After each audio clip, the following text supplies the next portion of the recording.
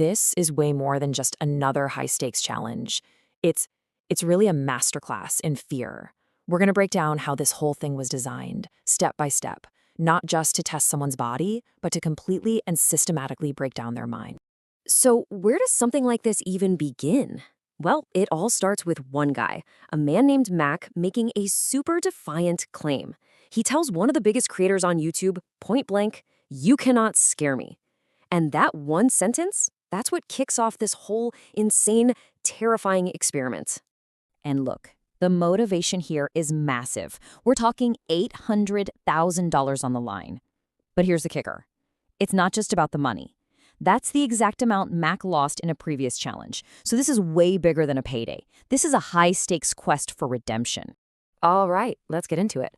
The first part of this whole ordeal, it's all about instinct. These initial challenges are specifically engineered to bypass logic, to hit Mac right where his most primal, hardwired fears live. You know, the strategy here is just brilliant in how simple it is. They don't start with anything complicated or nuanced. Nope, they go straight for the gut with universal fears, spiders, falling, drowning. It's a direct assault on his whole "you can't scare me" attitude, designed to find the very first cracks in that armor. Okay, so the first test is straight out of a horror movie, classic stuff. Mock gets sealed in a box and then they release 1,000 spiders. The goal isn't just to survive, right? It's to endure that crawling, creeping feeling for 10 solid minutes. And boom, just like that, we see the first crack. He gets through it, sure, but that rock-solid confidence he walked in with, it's shaken.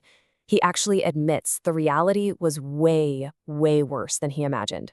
And honestly, that's a small win for the people who designed this whole thing.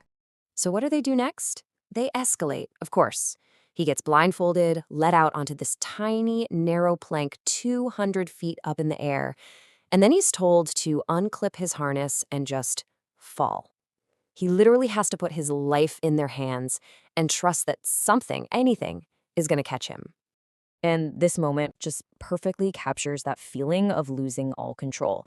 See, it's one thing to endure something that's happening to you. It's a whole other thing to willingly let go.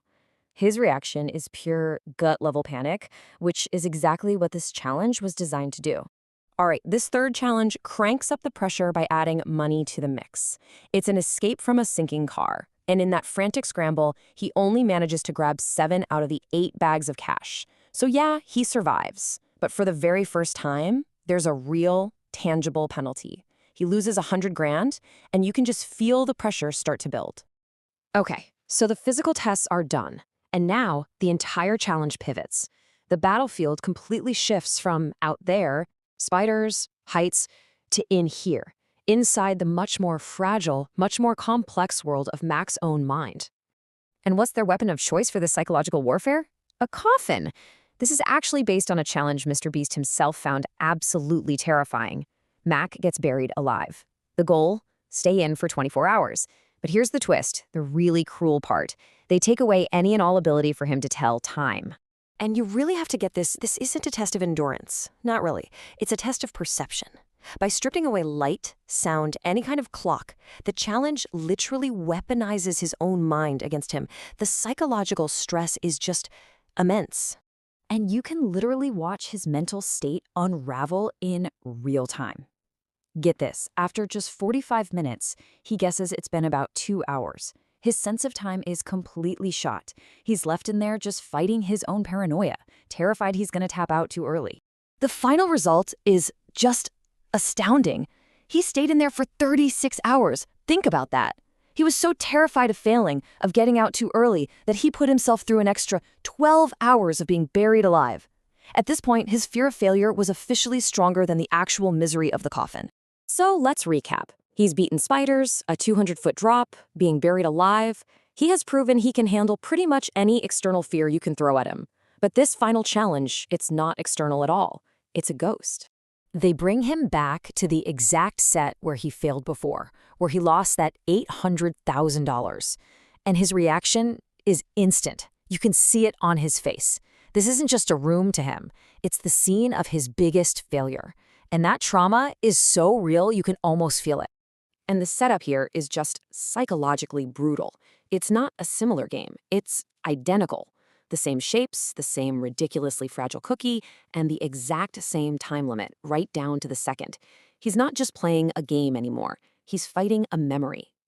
So what's his strategy? It's totally dictated by his last failure. He is haunted by that one difficult umbrella shape, so he just sprints through the easy ones. He's trying to save up every single second he can for that one moment, the one that broke him last time. But here's the tragic irony. In his desperate rush to avoid repeating his past failure, he ends up creating a brand new one. While he's speeding through the star, a shape that should have been a piece of cake, that haste causes him to make one tiny, fatal crack. And that, right there, is the core takeaway of this whole thing. The spiders didn't break him, the fall didn't break him, the coffin didn't break him. After everything he went through, the only thing that could truly, finally defeat Mac was the ghost of his own past mistake. So when you step back and look at the anatomy of this entire challenge, you see this absolutely beautiful, terrifying escalation. It moves so perfectly from those universal fears we can all relate to into this complex psychological warfare, and then it lands on the most powerful fear of all, a deeply personal one. And it kind of leaves you with this one final thought, right? Maybe the most powerful fear we face isn't something that's out there in the world. Maybe, just maybe, it's the ghost of our own past mistakes.